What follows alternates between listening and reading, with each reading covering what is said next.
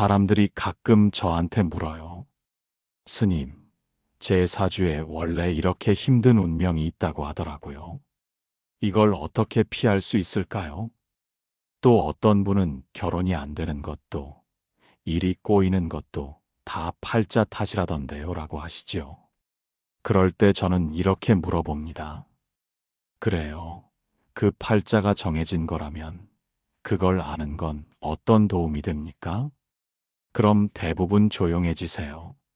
왜냐면 알고 싶긴 했지만 그걸 안다고 해서 지금 이 괴로움이 달라지지는 않거든요. 물론 사주팔자, 운명이라는 건 아주 오래전부터 사람들이 관심을 가져온 주제입니다. 태어난 연월일시를 기준으로 그 사람의 성격이나 인생의 흐름을 본다는 거죠. 그런데 중요한 건 그걸 어떻게 받아들이느냐입니다. 팔자가 있다면 그건 그냥 경향성일 뿐이에요. 어떤 성향, 어떤 환경, 어떤 가능성. 그게 절대적인 것이 아니라 방향을 말해주는 지도 정도인 겁니다. 예를 들어, 내가 사주상 물이 많다 그러면 감성이 풍부하거나 사람을 많이 생각하는 성향일 수 있어요. 그걸 알면 내 마음을 더 잘 다스릴 수 있겠지요. 근데 문제는 그걸 딱 운명이라고 정해놓고 나는 이 팔자대로 살 수밖에 없어 하고 딱 포기해버릴 때입니다. 그 순간부터 사람은 자기 삶을 선택하지 않게 돼요. 그러니까 팔자가 중요하다기보다 내가 지금 이 순간 어떻게 살아가느냐가 더 중요합니다. 팔자보다 강한 건 뭐냐? 바로 습관입니다. 습관은 매일매일 내가 만들어가는 거예요. 생각하는 방식, 말하는 습관, 행동하는 태도. 이게 쌓이면 팔자보다 더 강력한 흐름을 만들어요. 그래서 누가 나는 원래 팔자가 안 좋아서 안 돼요 하면 저는 이렇게 말합니다. 그건 아직 새로운 습관을 들여보지 않아서 그래요. 팔자라고 말하는 건 때로는 책임 회피일 수 있어요. 내가 괴로운 이유를, 실패한 이유를 그냥 팔자 탓해버리면 마음은 편하죠. 근데 그건 진짜 위안이 아니에요. 왜냐하면 아무것도 바뀌지 않기 때문입니다. 진짜 위안은 뭐냐? 내가 지금부터라도 조금씩 바꿔갈 수 있다는 사실을 아는 겁니다. 팔자는 내가 바꿀 수 없는 것일지 몰라도 내 인생의 방향은 내가 지금 선택할 수 있어요. 이걸 아는 게 불교의 핵심이에요. 부처님께서도 이렇게 말씀하셨습니다. 모든 것은 인연 따라 생겨난다. 그러니까 정해진 숙명이 아니라 조건에 따라 생기고 조건에 따라 사라지는 것이라는 말입니다. 그럼 우리는 뭘 하면 되느냐? 좋은 조건을 만들면 됩니다. 마음을 맑게 하고 남을 원망하지 않고 자기 욕심을 조금 줄이고 그렇게 하루하루 살아가면 팔자가 아니라 내가 만든 인연으로 살아가게 돼요. 그래서 저는 이렇게 말하고 싶어요. 팔자보다 중요한 건 지금 당신의 마음입니다. 지금 어떤 마음으로 이 하루를 살아가느냐. 그게 진짜 숙명을 바꾸는 힘이 됩니다. 그리고 또 하나, 우리가 괴로움을 느낄 때 그 괴로움이 꼭 나쁜 것만은 아닙니다. 그 괴로움 속에 깨어날 기회가 있어요. 아프니까 더 진지하게 인생을 바라보게 되고 힘드니까 더 근본적인 질문을 하게 돼요. 나는 왜 이렇게 살고 있을까? 어떻게 살아야 덜 괴로울까? 이 질문이 바로 수행의 시작입니다. 부처님도 그랬습니다. 왕자였고 풍족하게 살았지만 괴로움을 보고 나서야 수행을 시작하셨어요. 그 괴로움이 없었다면 부처님도 그냥 팔자대로 살았을지 모릅니다. 그러니 괴로움이 꼭 나쁜 건 아닙니다. 그건 깨어나라는 신호입니다. 그러니까 지금 괴롭다고요? 그러면 그건 팔자가 아니라 깨어나라는 기회입니다. 지금 이 순간, 마음을 돌이키는 순간입니다. 그러니 이렇게 한번 해보세요. 이건 내 팔자니까 어쩔 수 없어 대신 이건 지금 내가 깨어날 기회야 라고 말이죠. 우리가 흔히 하는 착각이 하나 있습니다. 지금 이 상황이 해결되면 행복할 거야. 돈만 좀 벌면, 일이 좀 풀리면, 내 팔자도 좀 피겠지. 이렇게 말이죠. 근데 그런 분들 중에요. 돈을 많이 벌고 나서도 불행한 사람이 있고, 남들이 부러워할 만큼 잘 나가는데도 외로운 사람이 있어요. 왜 그럴까요? 그건 바깥의 조건이 아니라 안의 마음이 괴로움의 근본 원인이기 때문입니다. 팔자 탓도 아니고 세상 탓도 아니고 내 마음에 집착이 있고 욕심이 있고 미움이 있으니까 괴로운 거예요. 이걸 잘 보셔야 합니다. 지금 내 괴로움이 어디서 오는지 정확히 보셔야 해요. 남이 나한테 한 말 때문이 아니라 그 말을 붙잡고 계속 되새기고 있는 내 반응 때문에 괴로운 겁니다. 누가 나를 무시했어요. 그럼 그 순간은 그 사람 문제입니다. 근데 그걸 3일, 4일, 한 달씩 붙잡고 있으면 그건 내 문제예요. 그 말이 내 안에서 계속 살아있는 겁니다. 그 말이 아니라 붙잡고 있는 내 마음이 나를 괴롭게 하는 거예요. 그럼 어떻게 해야 하느냐? 놓아야 해요. 그럴 수도 있지. 그 사람도 그럴 만한 사정이 있었겠지. 이렇게 툭 내려놓는 연습을 하셔야 합니다. 처음엔 잘 안 됩니다. 사람 마음이 어디 그렇게 쉽게 되는가 싶지요. 근데 반복하다 보면 조금씩 됩니다. 그게 바로 수행입니다. 절에 가서 기도하고 염불하는 것도 수행이지만 이렇게 내 마음을 알아차리고 내려놓고 다시 바로잡는 게 진짜 수행이에요. 이걸 매일매일 반복하면 팔자보다 더 강력한 힘을 가지게 됩니다. 그게 바로 깨달음의 힘이에요. 어떤 분은 이렇게 물어요. 스님, 그럼 우리가 아무리 노력해도 정해진 운명을 못 바꾸는 거 아니에요? 그럼 저는 웃으면서 이렇게 말합니다. 운명은 정해진 게 아닙니다. 당신이 지금 어떻게 살아가느냐에 따라 만들어지는 겁니다. 지금 이 순간이 미래의 운명을 만드는 순간입니다. 사주팔자 좋아요. 그거 보면서 자기 성찰을 하고 삶을 되돌아볼 수 있다면 괜찮습니다. 근데 거기에 얽매이고 스스로 포기하는 이유로 쓰면 그건 바보 같은 일이에요. 운명이란 건 바깥에서 주어지는 게 아니라 내가 만들어가는 겁니다. 생각을 어떻게 하느냐, 어떤 마음으로 사느냐, 어떤 행동을 반복하느냐, 그게 쌓이면 운명이 됩니다. 그렇게 보면 지금 내가 짓는 말 한마디, 생각 하나, 이게 다 미래의 나를 만드는 씨앗이에요. 그러니 말을 곱게 하세요. 생각을 바르게 하세요. 마음을 자주 비우세요. 그게 바로 팔자를 바꾸는 길입니다. 예를 들어볼까요? 어떤 분이 와서 그래요. 스님, 저는 사주에 남편 복이 없다고 하더라고요. 그래서 결혼을 해도 다 힘들고 안 맞고 결국 이혼했어요. 그래서 제가 묻습니다. 남편 복이 없다는 건 구체적으로 뭐예요? 그분이 대답을 못 하세요. 왜냐면 그게 그냥 막연한 말이거든요. 결국 삶에서 겪은 괴로움, 불화, 오해, 고통을 그 말 하나로 정리해버린 거예요. 그럼 이렇게 여쭤보죠. 남편과 어떤 점에서 가장 힘드셨습니까? 싸우게 된 원인은 뭐였습니까?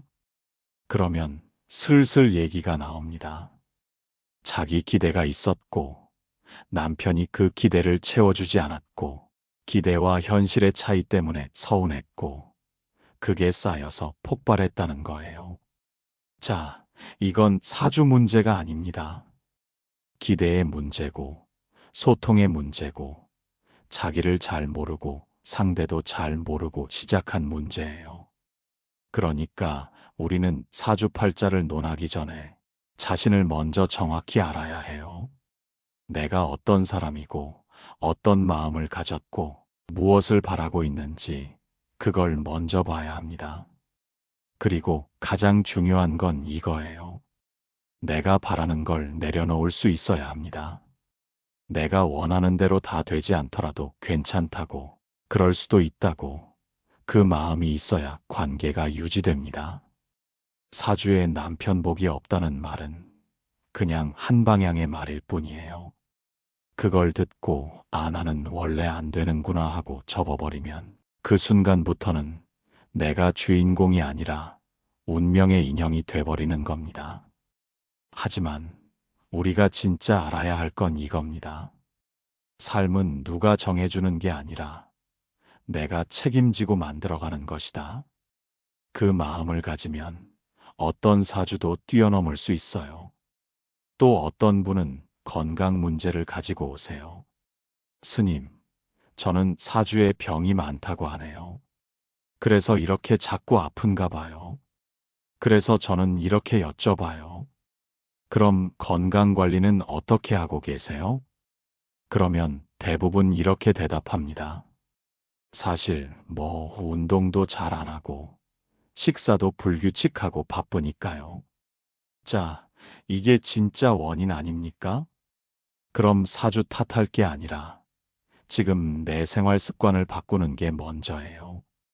우리가 피곤한 걸 느끼면 쉬어야 하고 몸이 아프면 돌봐야 하고 그런 기본적인 배려조차 없이 사주를 들이대면 안 됩니다. 불교에서는 이렇게 말합니다. 모든 것은 원인과 조건이 있어야 생긴다. 즉, 괴로움도 원인이 있고 그 원인을 없애면 괴로움도 사라진다는 거예요. 그럼 지금 내가 괴롭다면 그건 정해진 팔자 때문이 아니라 내가 괴로움의 원인을 계속 유지하고 있기 때문입니다. 거기서 눈을 뜨는 순간 우리는 자유로워집니다. 팔자가 중요한 게 아니에요. 지금 이 순간의 마음가짐, 지금 내 선택이 중요해요. 오늘 내가 나에게 어떤 말을 하느냐, 이건 내 탓이 아니야 하고 넘기느냐, 지금이라도 다시 해보자 하고 일어나느냐, 그게 운명을 바꾸는 갈림길입니다. 그리고요, 이 길을 혼자 가려면 많이 힘들어요. 그래서 우리가 수행 공동체도 있고, 법회도 있고, 이런 이야기 나누는 자리가 필요한 겁니다. 같이 길을 가는 사람들, 같이 깨어 있으려는 사람들이 옆에 있으면 훨씬 더 쉽게, 덜 외롭게 갈 수 있습니다. 지금 여러분이 이 소리를 듣고 있는 것도 혼자서만 끙끙대지 않겠다는 선택을 한 거예요. 그 마음이 바로 시작입니다. 그 선택이 바로 팔자를 뛰어넘는 첫걸음이에요. 어떤 분은 이런 말씀을 하세요. 스님, 저는 사주에 관운이 없다네요. 그래서 직장 생활이 늘 불안해요. 하는 일마다 꼬이고 사람들하고도 안 맞고요. 그래서 저는 먼저 이렇게 물어요. 혹시 직장에서 어떤 문제가 반복되시나요? 그러면 대부분 이런 얘기를 하세요.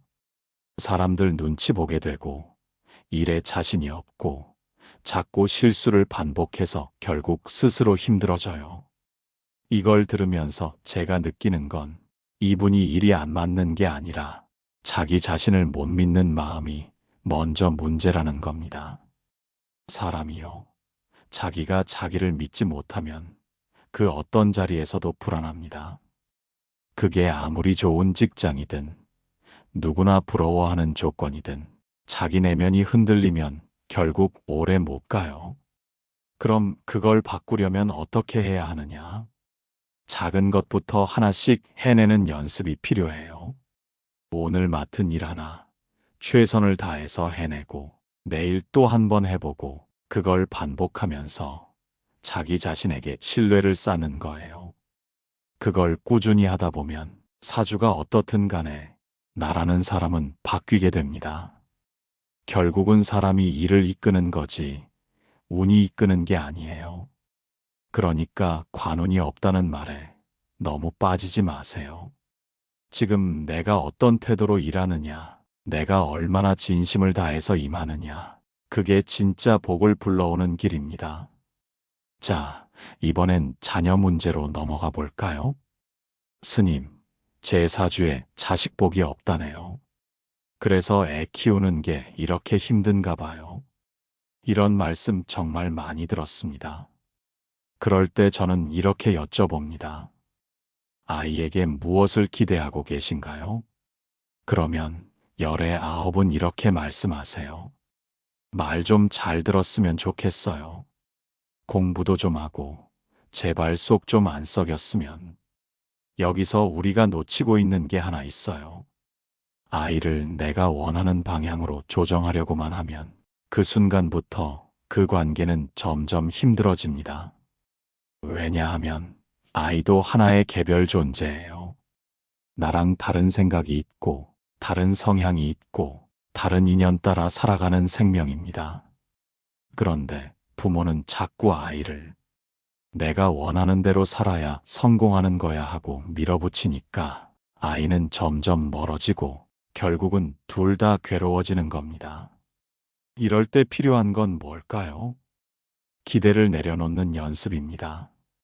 내가 아이를 정말 사랑한다면 그 아이가 자기 삶을 살아갈 수 있도록 지켜봐주고 기다려주는 자세가 필요합니다. 그리고 중요한 건 아이를 바로잡기 전에 먼저 내가 평정심을 갖는 것입니다. 부모가 불안하면 아이도 불안합니다. 부모가 조급하면 아이도 조급해져요. 그러니 아이를 키우는 건 결국 나를 키우는 일이에요. 팔자에 자식복이 없다? 아닙니다. 그건 그냥 인연 따라 좀 다르게 생긴 관계일 뿐입니다. 내가 어떻게 바라보느냐에 따라 그 아이와의 관계는 얼마든지 바뀔 수 있어요. 정해진 운명 같은 건 없습니다. 있다면 그건 지금 내가 계속 반복하는 마음의 습관이에요.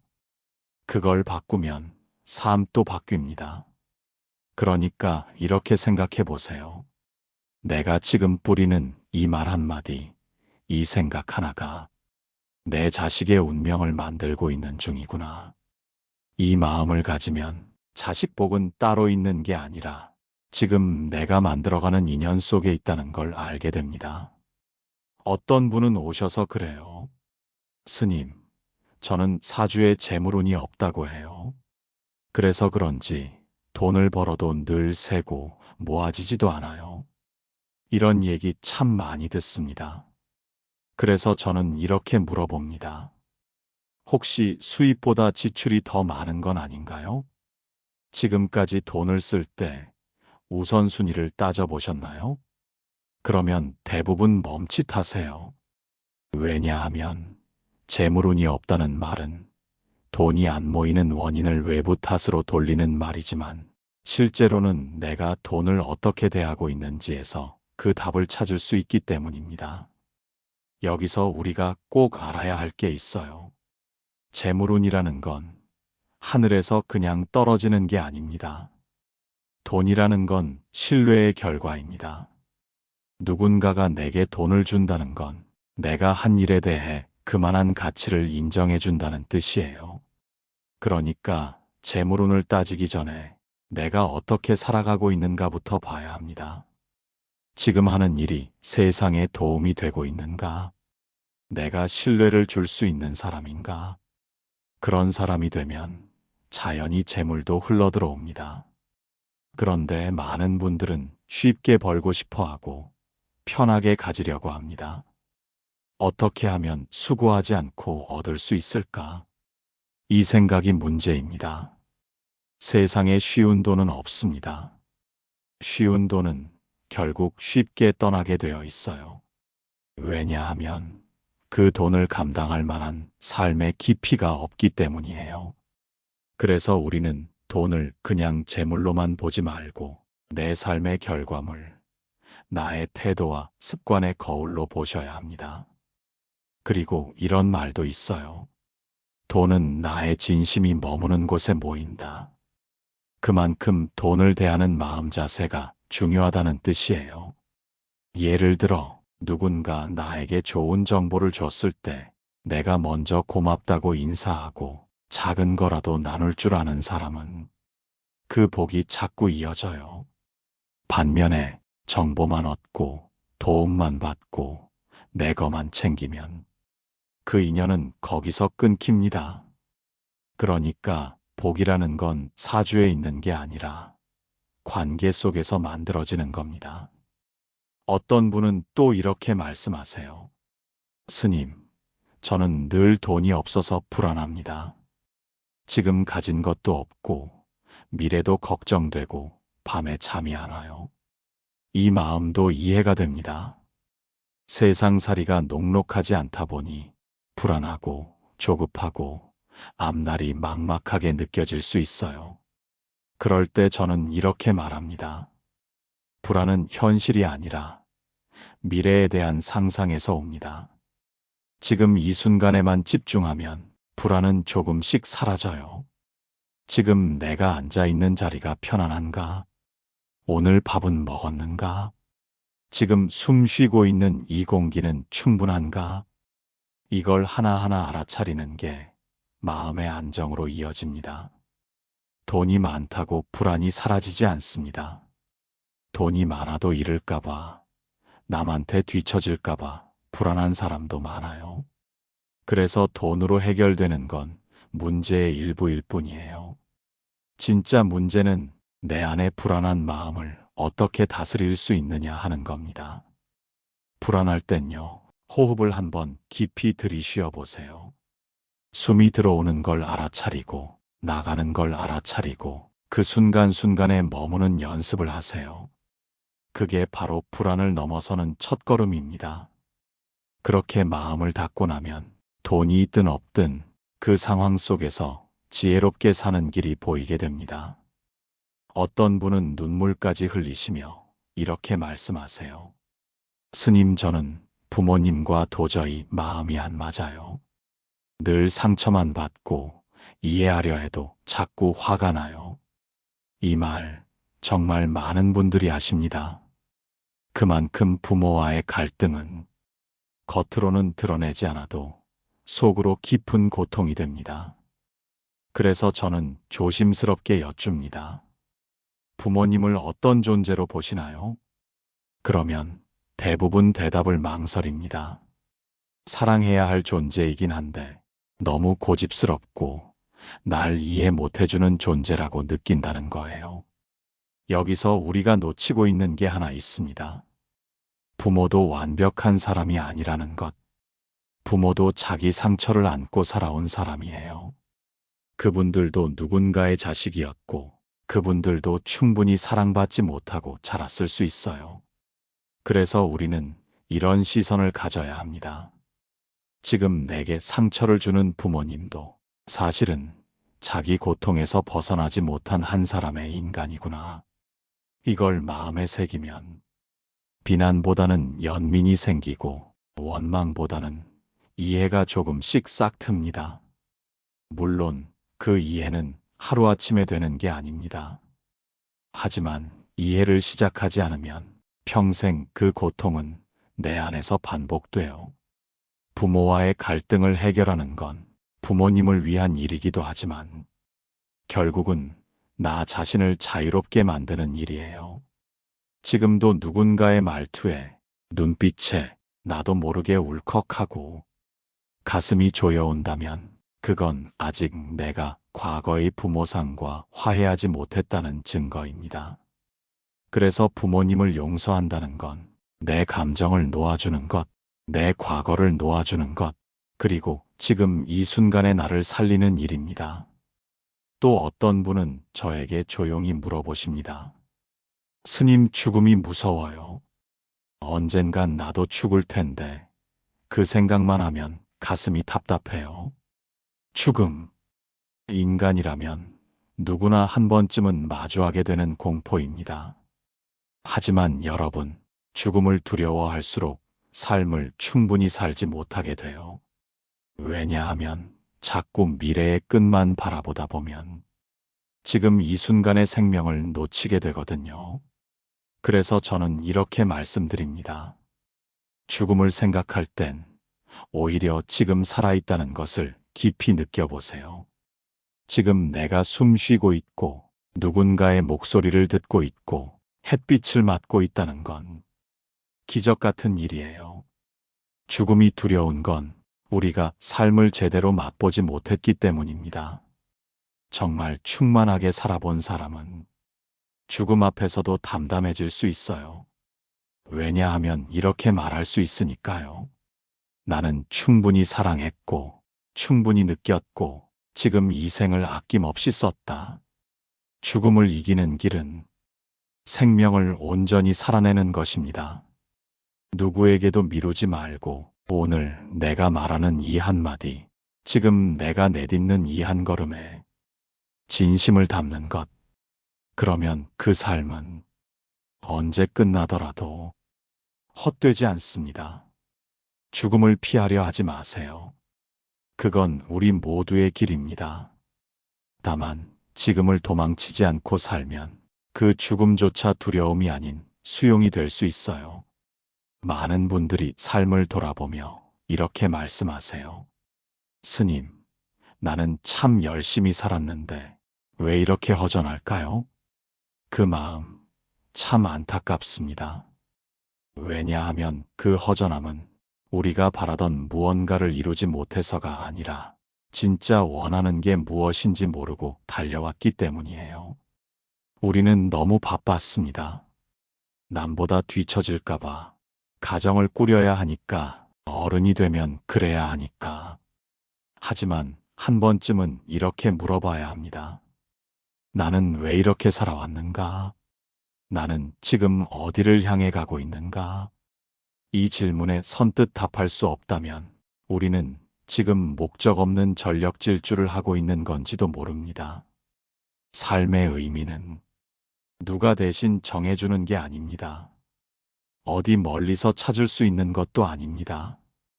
그건 지금 이 순간 내가 깨어 있는지, 내가 진심을 다하고 있는지에 달려 있어요. 밥을 먹을 때면 밥맛을 느끼고, 사람을 만날 때면 그 사람의 눈빛을 느끼고, 걸어갈 때면 땅의 감촉을 느끼는 삶. 그렇게 매 순간을 놓치지 않고 살아가는 게 진짜 의미 있는 인생입니다. 후회 없는 삶이란 게 따로 있나요? 그건 이겁니다. 그때 나는 몰랐지만 그 순간에 나도 나름대로 최선을 다하고 있었구나. 이렇게 인정해 줄 수 있는 마음. 그게 바로 자기 자신과 화해하는 삶이에요. 그리고 여러분, 진짜 자유는 뭘까요? 돈이 많아서 자유로운 것도 아니고 아무도 나를 간섭하지 않아서 자유로운 것도 아닙니다. 진짜 자유는 내가 선택한 삶을 내 마음으로 수용할 수 있을 때 생깁니다. 비가 와도 괜찮고 바람이 불어도 괜찮고 사람이 내 뜻대로 되지 않아도 괜찮다고 말할 수 있는 마음. 그게 바로 불교에서 말하는 해탈입니다. 조건에 휘둘리지 않고 내 마음이 일어나는 줄 알고 그 마음을 가라앉히는 줄 아는 것. 그래서 우리는 외부의 상황이 아니라 내 안의 반응을 다스리는 연습을 해야 합니다. 그게 바로 수행이고 그게 바로 자유의 길이에요. 여러분, 팔자도 사주도 결국은 내가 반복해온 삶의 이야기일 뿐입니다. 그 이야기를 바꾸고 싶다면 지금 이 순간부터 나의 말, 행동, 마음가짐을 새롭게 선택하면 됩니다. 그 선택이 운명을 바꾸는 씨앗이 됩니다. 지금 여러분은 그 씨앗을 품고 계십니다. 그 씨앗을 어떻게 키울지는 오직 여러분의 마음에 달려 있습니다.